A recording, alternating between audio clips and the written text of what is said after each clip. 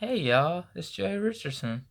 I have not been doing a video because I never did finish watching the SEC Championship game, and I know the final score is. I know how Georgia did, I know how SU did.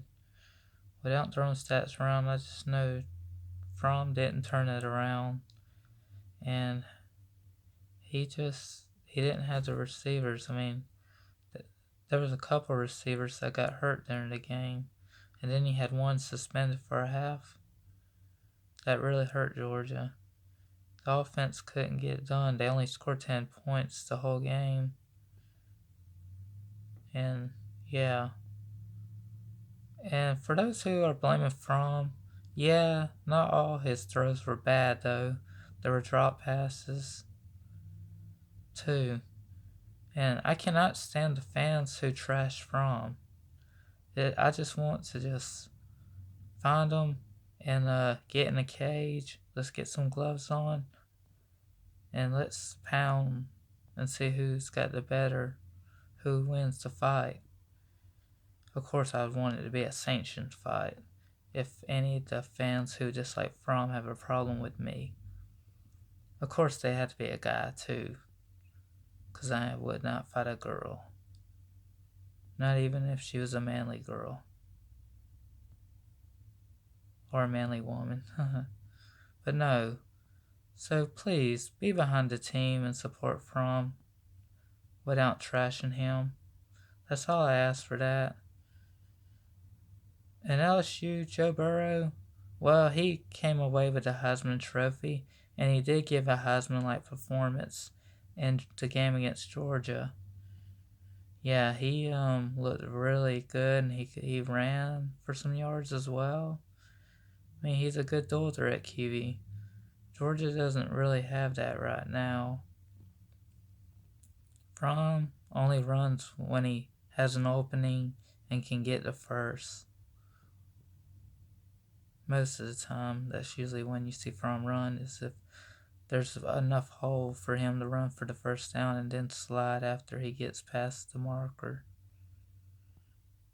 So that's what lacks with Georgia. But Georgia doesn't need a pocket QB. I mean, Georgia doesn't have to have a mobile QB to be successful. It all falls on the play calling too as well.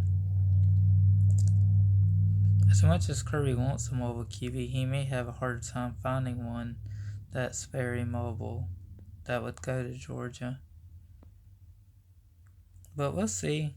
I mean, 37-10 was the final score to the SEC Championship game, and Georgia just did not play good at all. I'm just going to keep it short and simple. I mean, I don't know if Georgia underestimated LSU or if they just didn't come ready. They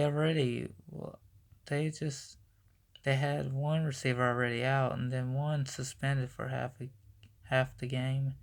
Then there was more injuries. Blaylock and Kyrus Jackson both had injuries. Blaylock towards ACL. I'm not sure what happened to Kyrus Jackson.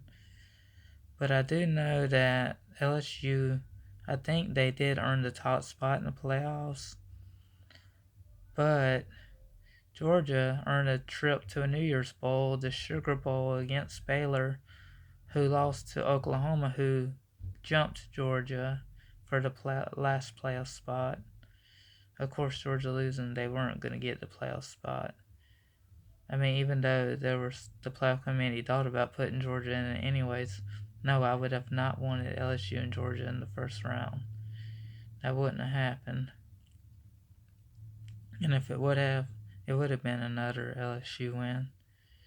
Maybe it's better that Georgia didn't make the playoffs, and it's to Oklahoma instead, who won the Big 12 and beat Baylor for it, and that's who Georgia plays. Baylor, if they have Charlie Brewer, they'll be tough.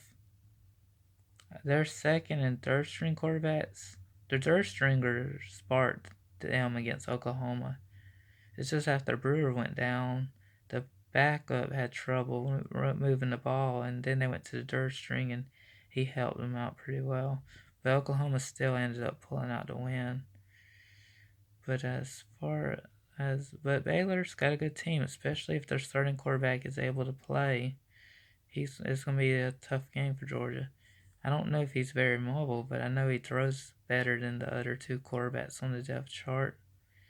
Although the third stringer looks like a better thrower than the primary backup. He did have some nice balls he threw. So, yeah, whether we see this Charlie Brewer start for Baylor or not, I think he started his career at SMU, and when Buechele got there, he transferred to Baylor. I think that's what happened there. I think so, anyways. Yeah, Brewer's at Baylor. He's the starting quarterback. He did get hurt in the Big 12 championship game. He may be able to play, he may not. I don't know. But I know he's their best quarterback on the roster. That's for sure. Anyways, I've been going through a lot of stuff today. Just so worried about one of my friends who I don't hear from as much.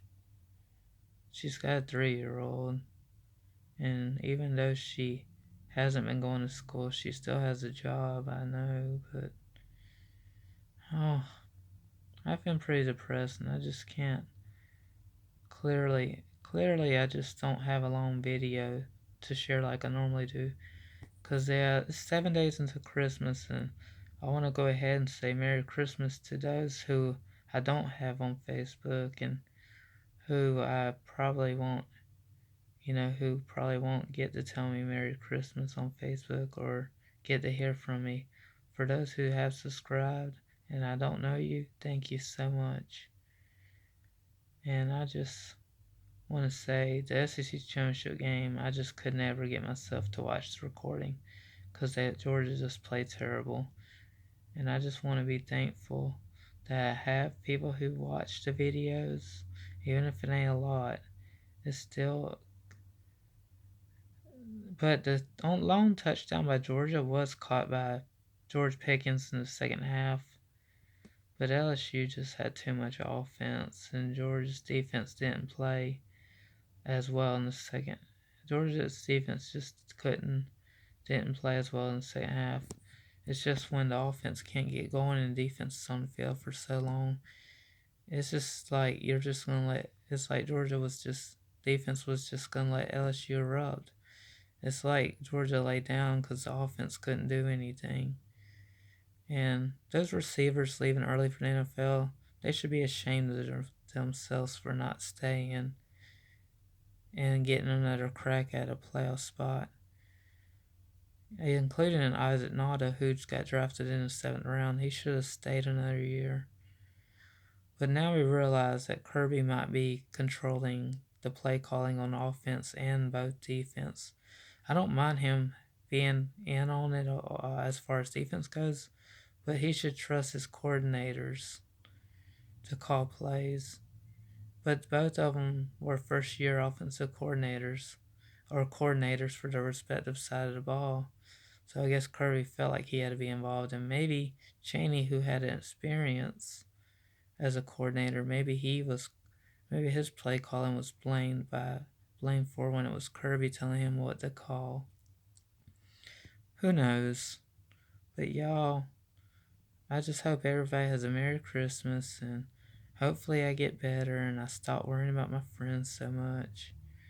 I know she saw my message, but I did send her an extra one saying that I'm better now, and I'm getting there. I mean, I am better, but I'm trying to get back to my happiness, and I'm really sorry I couldn't show that here in this video like I normally do, but I mean, I'm happy. I mean, I am feeling happy again. I'm happy that I finally got this video out of the way, even though I couldn't explain much. But Burrow, a well-deserved Heisman Trophy winner for LSU, the quarterback who could be a first-round draft pick. And maybe he will. We'll see how the combine goes before the draft and see where he goes. And Fromm, stay in school. It also didn't help that Swift only had 2 carries for 13 yards or something. I don't know how many carries he had. At one point it was 2 for 13. Swift didn't care to play a lot, so it kind of hurt the team as well. Harrion wasn't a good backup, and maybe we'll have better depth. Maybe if Swift leaves, maybe the room at depth will get better with the recruits we have had coming in. We'll see how that goes. But anyways, hopefully the Dogs will get better. And maybe they'll beat Baylor. Let's hope they can get the offense rolling against Baylor to finish off the season, and maybe that gives us some Georgia fans some hope for next year. And thank you, everybody. Goodbye.